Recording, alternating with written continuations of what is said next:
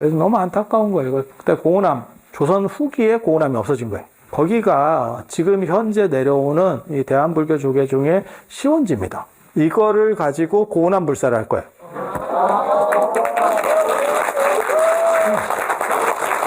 그러면 여러분들이 1,000원씩 금강경 기도를 해서 모은 게 가장 의미 있는 일로 회양될 수 있도록 조계종의 종갓집을 만드는 거예요. 그래서 여러분들이 나중에 다 참석했다는 거를 어떤 방식으로든지 써서 남길 생각을 하고 있습니다. 여러분들 이름이 그 안에 다 박히면 어떻게 보면 가장 신성한 터에 여러분들의 이름이 계속 내려가게 될 겁니다.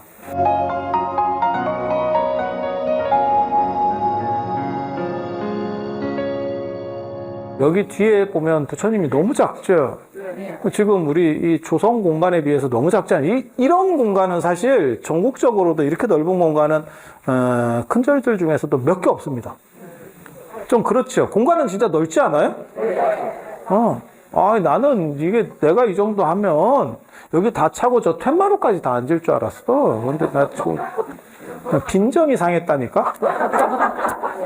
기분이 별로 안 좋아요.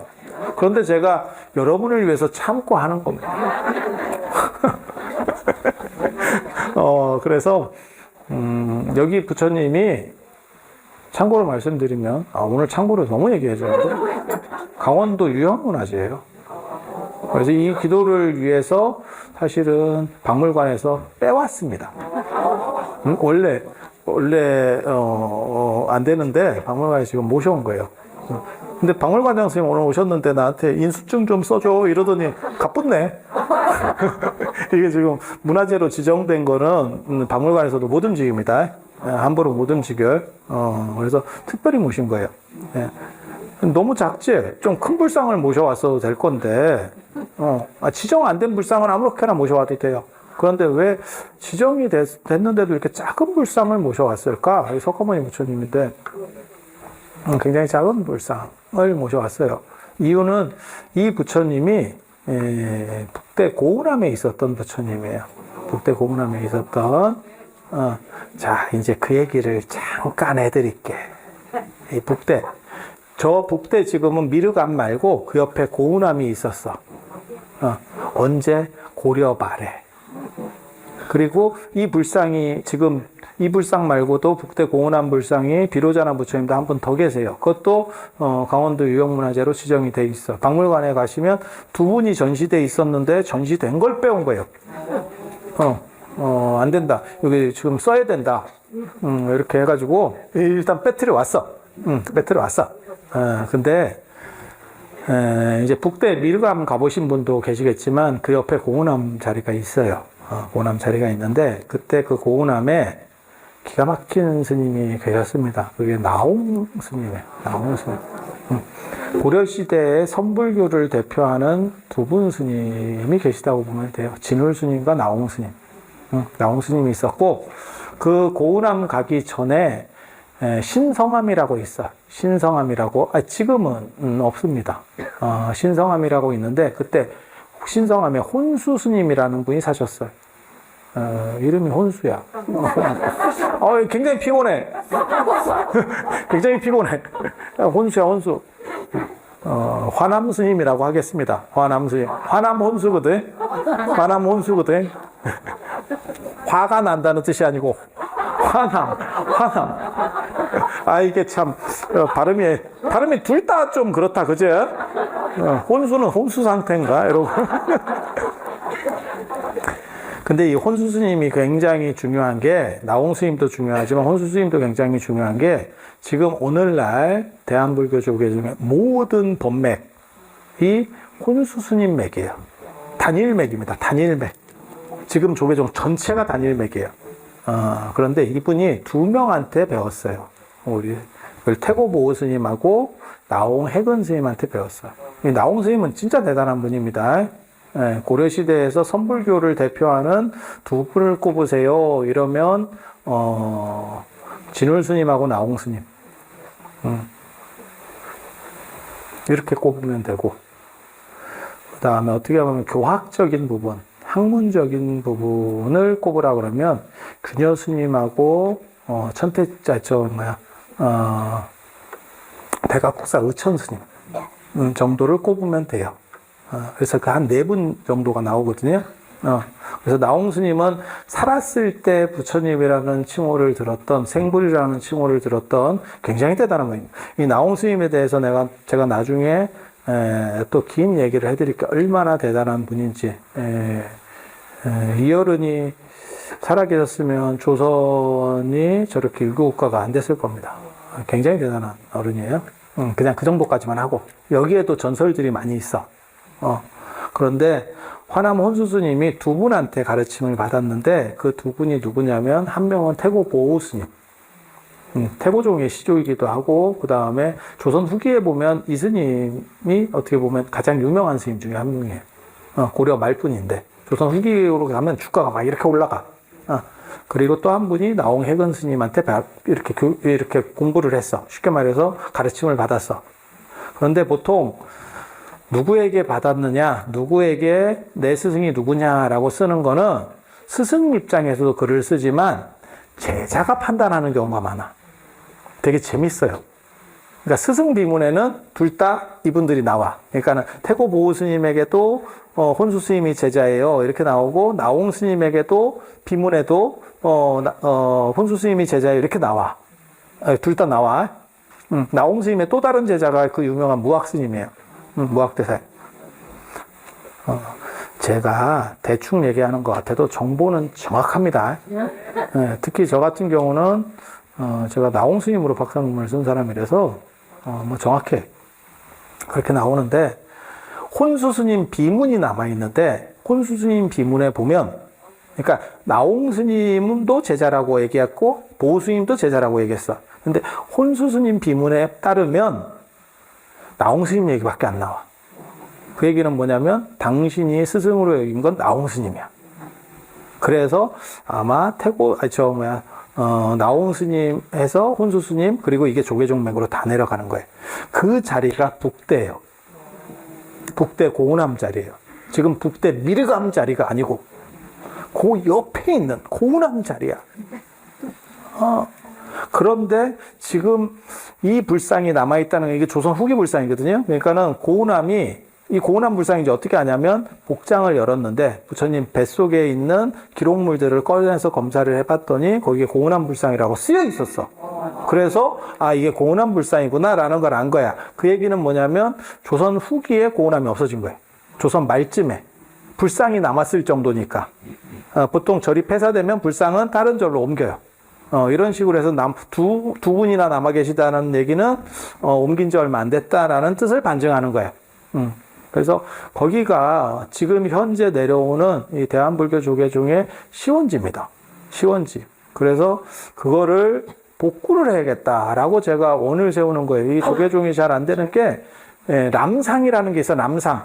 그러니까 어떠한 강이라도 그 강에 시원을 가면 물이 한 방울씩 뚝 떨어지는 것 같은 그런 작은 데서 시작한대.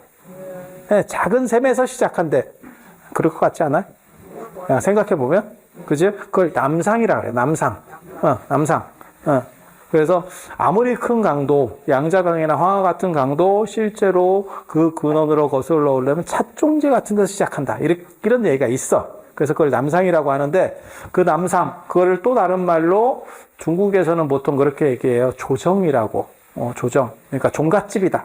우리 식으로 말하면 그렇게 하는 거예요. 그래서 이 종가를 잘못 모셔가지고 지금 종가가 폐가가 됐는데 그래서 너무 안타까운 거예요. 그때 고운함을 내가 재건해야겠다 라는 생각을 하는 거예요. 그럼 재건을 어떻게 하느냐? 여러분들에게 걷어서 재건을 하느냐? 아닙니다. 내가 신묘한 생각을 했어. 나는 굉장히 신묘하거든. 나 신묘한 생각을. 철회에 오시는 분들이 3만 원을 갖고 오잖아. 이거는 참고로 말씀드리면 여러분 믿으실지 어떨지 모르겠는데 여러분이 3만 원 내는 거 있잖아요. 오늘 여러분이 드시고 그 다음에 차비 보조 받고 그 다음에 스님들 이렇게 약간 여기 관련된 진행자들 약간씩 이렇게 어떻게 보면 알바비 비슷하게 주고 끝납니다. 이익 안 남습니다. 여러분이 3만 원 낼 때는 굉장히 많이 내는 것 같아도 실제로 안 남아요. 안 남아. 그런데 이거 말고, 그러니까 이 돈은 여러분이 갖고 오시는 이 3만 원의 철야 기도비는 사실은 그날 다 씁니다. 제가 재무스님한테도 그랬어. 그거 그날 다 쓸 거예요. 이렇게. 예. 그래서 밥차 불렀잖아. 그거 내가 불렀어. 안 그랬으면 여러분들 지금 그 약간 이런 대접 같은 데다가 국밥 먹고 있었다니까? 그래서 내가, 그거는 안 된다. 내가 그래서, 이건 그런 일이 아니다. 힘들고 귀하게 오신 분들인데, 그렇게 모시면 안 된다. 이거는 기본이 안 된 거다. 있을 수 없는 일이다.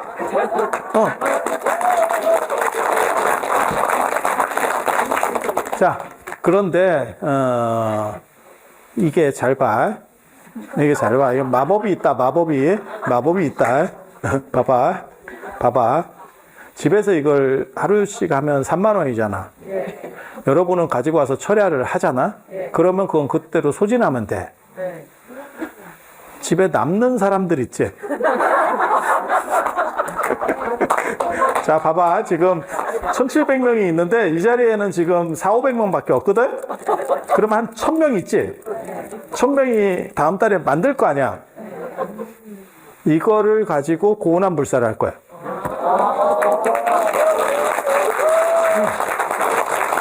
그러면 여러분들이 1,000원씩 금강경 기도를 해서 모은 게 가장 의미 있는 일로 회양될 수 있도록. 그러면 허투루 쓰이는 것도 없고, 여러분은 철야기도 할 때 내는 거는 철야기도 안에서 거의 다 소진됩니다. 그건 진짜예요. 이거는 그냥, 공개하라면 공개할 수 있을 정도로 이건 사실인 거고, 여기 월정 선생님들은 다 알아. 그리고 그렇게 되는 거고, 그리고, 실제로 여기 지금 진행요원이 여러분 생각보다 많이 있어요. 이거 영상이나 이런 쪽도 그렇고 다 많이 있어요. 그래서, 그렇게 진행이 된다라고 생각하시면 되고, 그리고 그 나머지 분들이 이걸 어떻게 할 거야? 자기가 짜장면 사 먹을 거야? 국밥 먹을 거야? 3만 원 가지고? 이 기도비로? 그거를 좋게 회양할 수 있으면 제일 좋지 않겠어요? 그래서 가장 의미 있는 일로, 조계종의 조정을 만드는 거예요. 종갓집을 만드는 거예요. 그래서, 여러분들이 나중에 다 참석했다는 거를 어떤 방식으로든지 써서 남길 생각을 하고 있습니다. 써서 남겨서 그게 1,000명이 되든 10,000명이 되든 저는 한 내년 정도에는 10,000명 안 되겠나 이런 생각을 하고 있어요. 10,000명 안 되면 여러분 책임이에요. 내가 마스크 나눠준 이유를 잘 알아들어. 자, 그래서 그렇게 진행된다라고 생각을 하시면 되고, 그리고 또 한 가지는 일본이 그거는 진짜 일본이 잘못한 거예요. 1940년에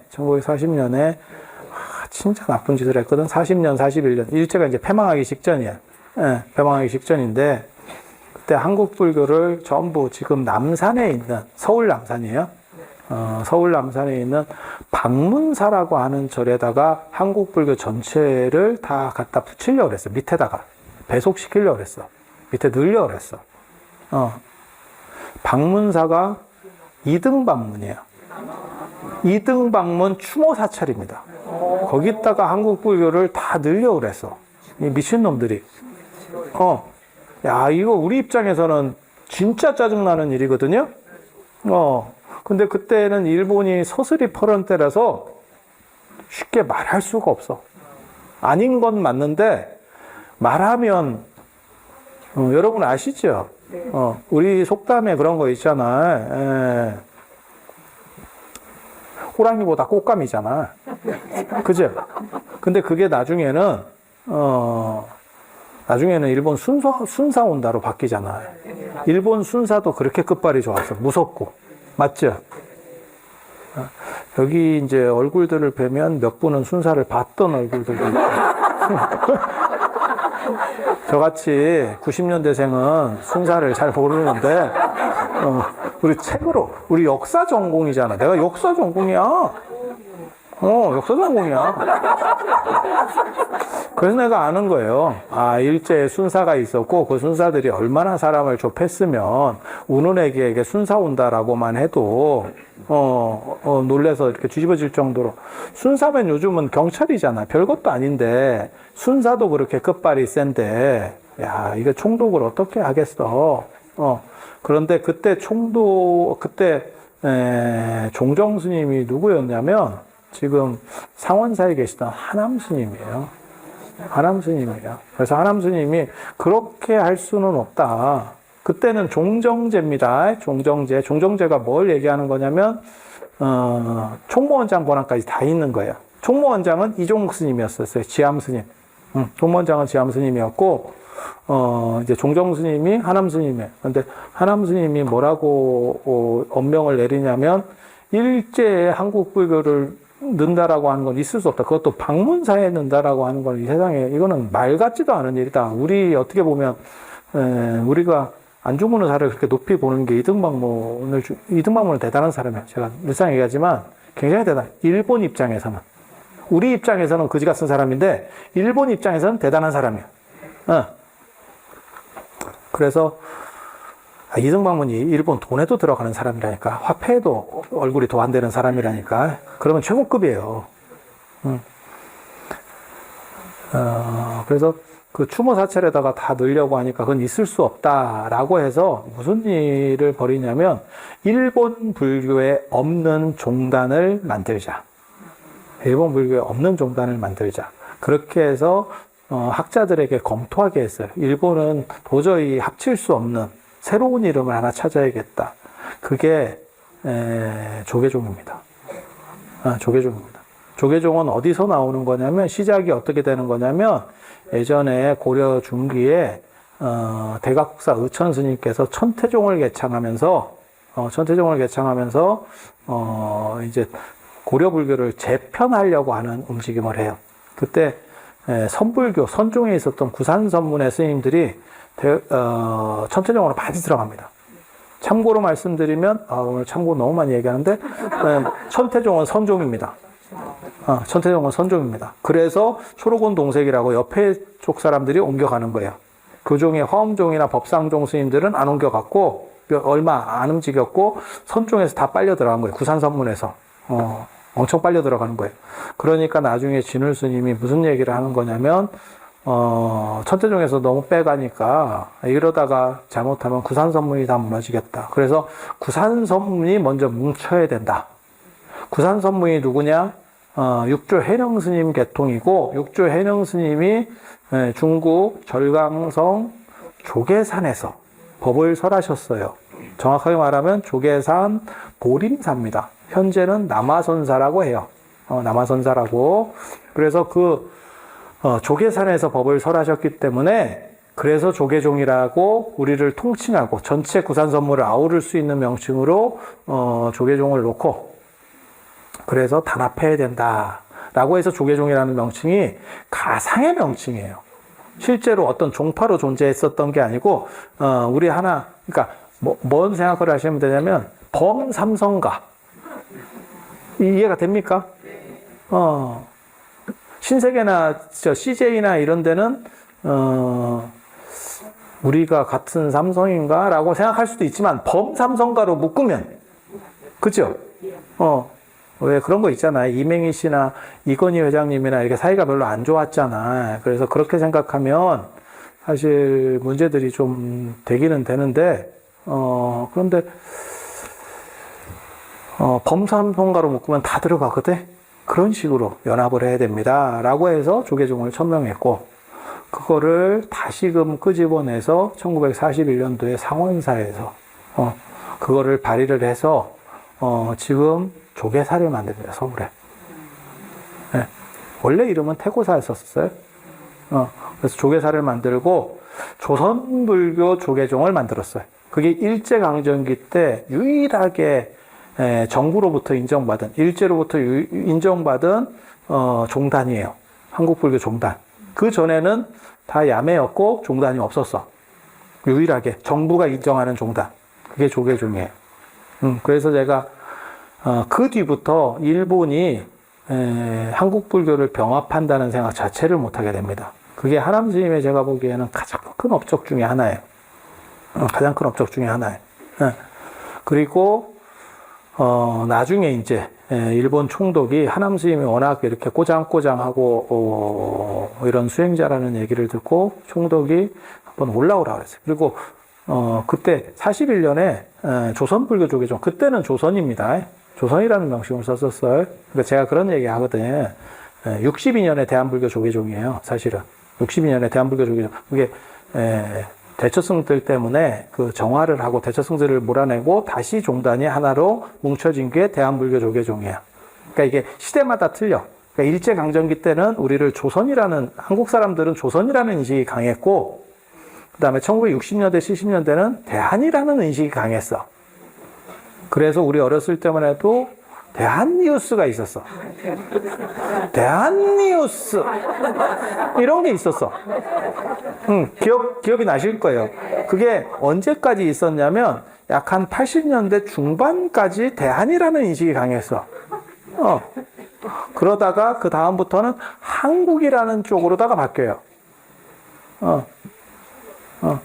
그래서 이게 이제 시대를 반영하는 표현이거든요. 그래서 41년에 하남노 스님께서 대한불교 조선불교 조계종이라는 명칭을 처음으로 쓰고, 그게 분규 때 조계종이 됐다가 62년에 대한불교 조계종으로 해서 지금까지 내려오는 거예요.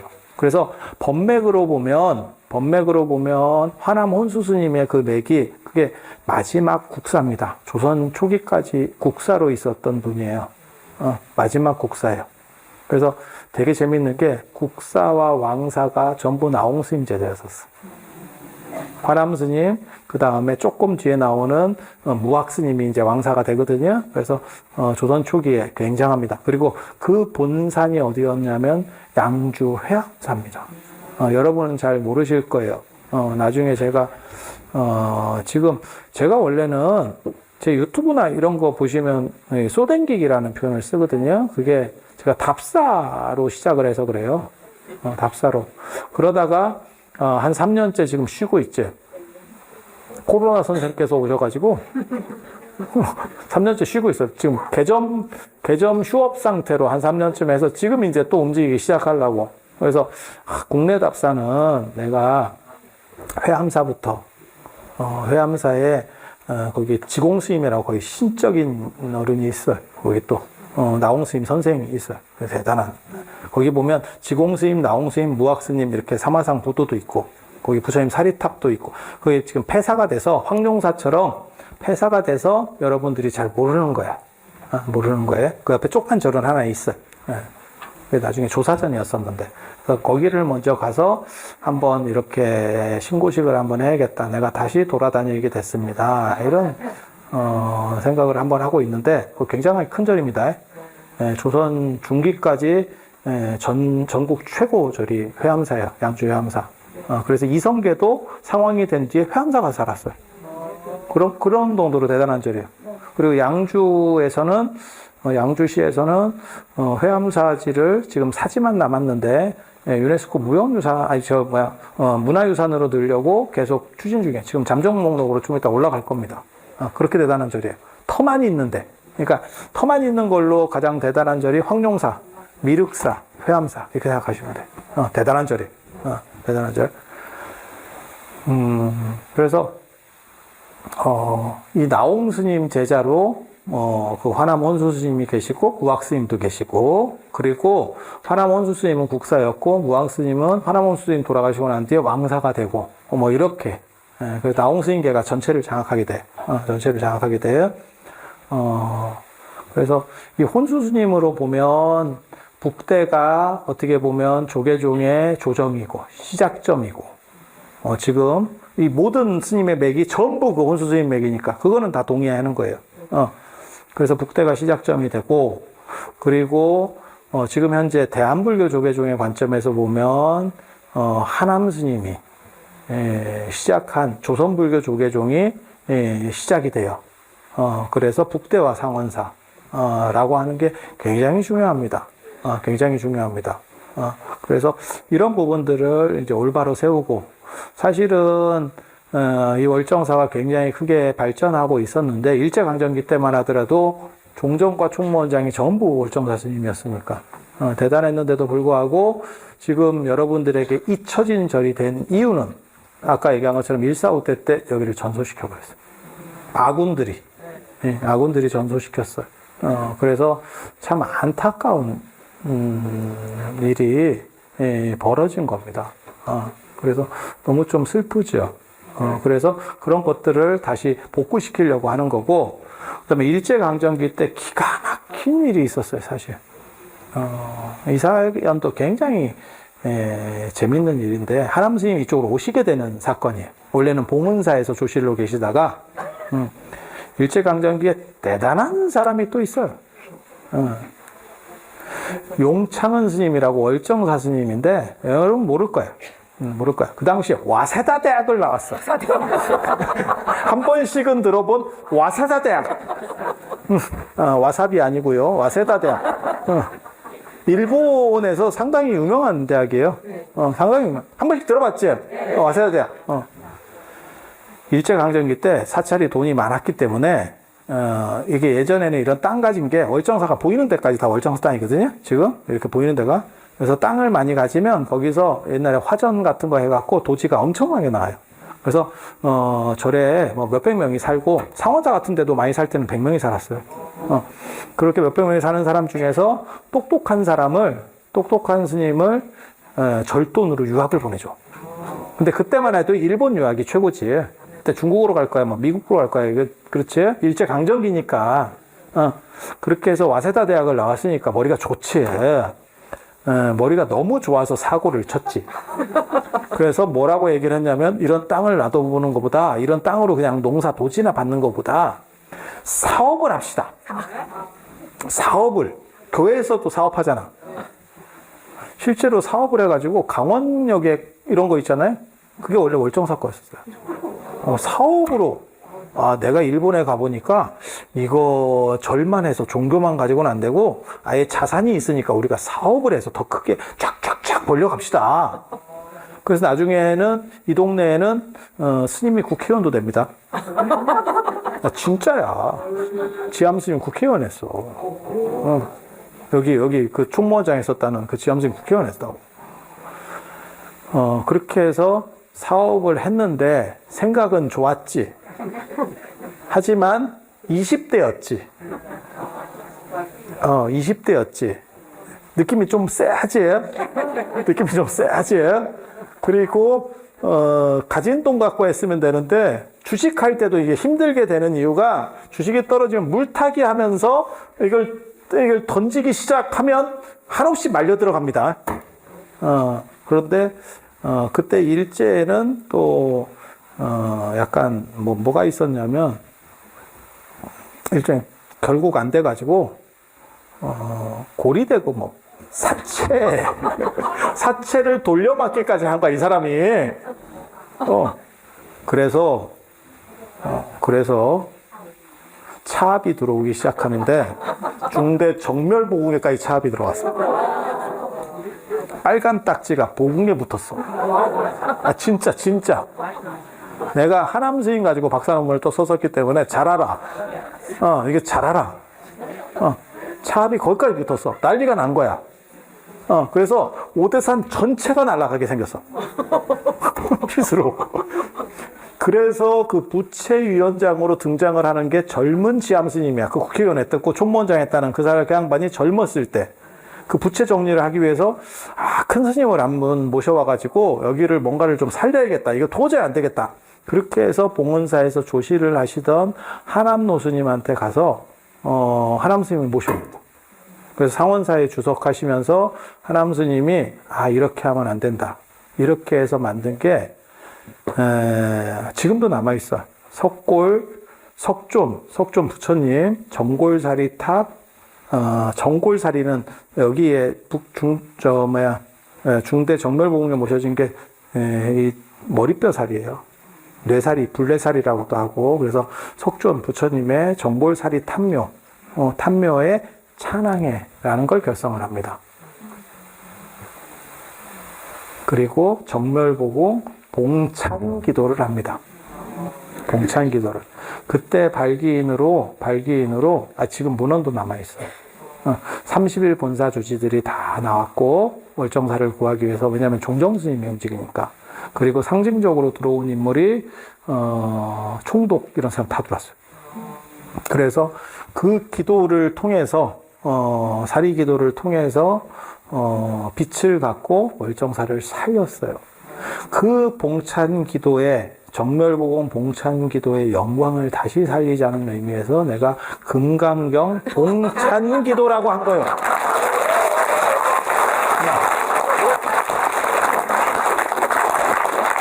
족보가 다 있어, 이게. 족보가 다 있어. 그래서, 야, 봐봐. 기도혁명이라고 한 거는 사실은 온라인, 오프라인을 통해서 자유롭게 기도할 수 있다라고 하는 점을 얘기하는 거고, 그리고, 10만 원력의 행복은, 저분이 이제 BTN 오신 분인데, BTN에 내가 광고를 냈더니, 기도비를 쓰면 안 돼요? 이랬더니, 기도비는 광고에 나갈 수 없습니다. 이러더라고요. 그래서 내가 즉흥적으로 그러면 10만 원력, 잘 알아들어 이러면서 10만 원력이라는 암호를 넣었어. 그래서 눈치 빠른 사람은 그게 10만 원이라는 뜻이구나. 가격 파괴입니다. 그거 아세요? 뭐 반값 치킨 1년 기도를 10만 원을 받겠다. 너무 창의적이지 않아? 맞아요. 그래서 제가 월정사 주지스님께 그렇게 말씀드렸어. 잘못하면 전국적으로 스님들에게 욕을 먹을 수도 있어. 그랬더니 월정사 주지스님께서 그렇게 말씀하셨어요. 자네가 한다고 하면 되네.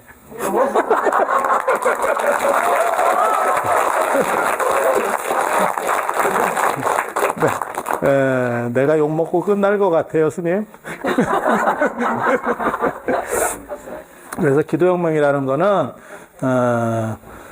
작은 기도비로 여러분들의 생활에 꾸준하게 기도를 할 수 있는 방식들을 해서 여러분의 삶의 질과 행복이 보다 북돋아질 수 있는, 그리고 그렇게 반복하다 보면 가피의 효과가 훨씬 더 빨리 내릴 거다라는 생각에서 기도혁명이라고 쓴 거고, 그래서 여기 보면 마크에도 번개가 있잖아.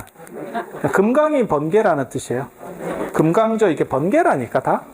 번개라니까. 그래서 여러분들이 이걸 갖고 있으면 이게 번개가 이 안에 들어가 있는 거기 때문에 주변에 이상한 놈들이 어떻게 다가올 수가 없어. 물론 단점도 있을 수 있어. 단점은 내가 이상한 놈이면 내가 힘들어져. 내가 힘들어져. 그래서 지금 한국 불교뿐만이 아니라 종교 자체가 약간 이렇게 내리막길을 걷고 있어요. 그게 이제 고성장 시대도 끝났고, 그 다음에 개인주의가 가속화되고, 그 다음에 탈종교화 뭐 이런 얘기들을 하는 거예요. 그런데 저는 절대 이렇게 끝나지 않는다고 생각합니다. 왜? 기도를 통해서 자신을 추스리는 거는 오래 사는 세상에서는 필수예요. 그렇게 안 추스리면 90, 100까지 맨정신으로 못 갑니다. 여러분들에게 제가 협박을 하는 거예요. 빠져나가면 인생이 슬퍼질 겁니다 라고 협박을 하는 거예요. 그래서 작은 투자로 인생의 행복을 찾으세요 라고 말씀을 드리는 거 한 가지, 그게 기도혁명이에요. 그리고 거리를 넘어서서 앱을 가지고 기도를 하고, 그래서 꾸준하게 힘을 키우는, 헬스를 해도 그렇고 골프를 해도 그렇고 어디 수영을 해도 그렇고 꾸준하게 하는 게 굉장히 중요합니다. 내 몸의 어떤 틀을 바꾸게 되는 거거든요. 그래서 그렇게 그래서 그런 걸로 금강경 기도를 만들어 가는 거고, 그리고 마지막으로 제가 그 얘기를 해드릴게요. 앱이나 이런 거는 이제 며칠 안에 다 완료가 될 겁니다. 다 완료가 되고, 그래서 이게 앱이 완료가 안 돼서 다음 달에 한 번 더 하는 거라니까. 그리고 밴드를 열면 요 밴드에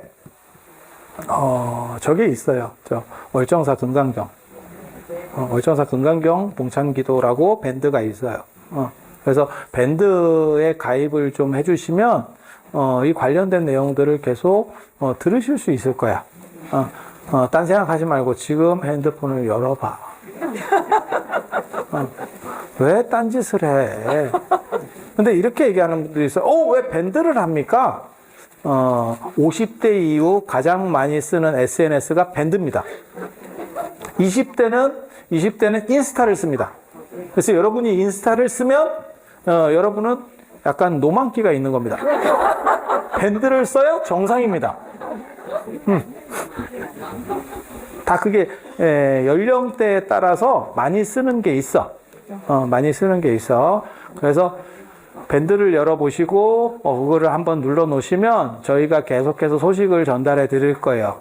뭐 단톡방 같은 거 만들면 안 됩니다. 절대 안 됩니다. 만들면, 카톡 하느라고 죽어요.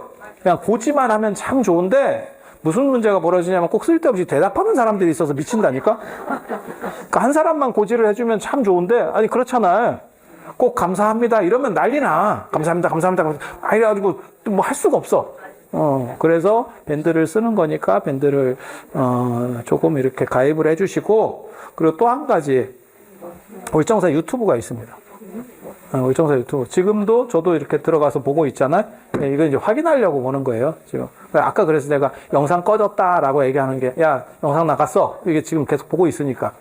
그렇게 얘기하는 건데, 월정사 유튜브에 들어오셔가지고, 구독을 눌러주세요. 그러면 요 관련된 것들이 계속해서 여러분들에게 뜰 겁니다. 구독은 돈이 안 들어요. 꼭 구독 누르면 돈 든다고 생각하는 사람들이 있더라고. 안 들어요. 구독은 돈이 들지 않습니다. 그리고 이거는 사심이 섞인 얘기를 한마디 하면, 제 유튜브도 있습니다. 요즘 구독자가 잘 안 늘어서, 내가 걱정하고 있어. 법륜스님 100만 넘으셨더라고요. 그래서, 나도 그 정도는 가야 안 될까라는, 희망입니다. 희망입니다. 그래서, 그런 정도 생각을 하시고, 이제, 오늘 기본적인 이야기들, 기본적으로 설명드리는 부분, 마지막으로, 한 번만 정리를 해드릴게요. 자, 향을 불을 붙인 뒤에 여기다 잡아뜨려 놓으면 벽에 붙으면 안 돼. 가운데다 놔야 돼. 그러면 애가 쫄쫄쫄쫄 타면서 연기가 뽀글뽀글 올라와. 네?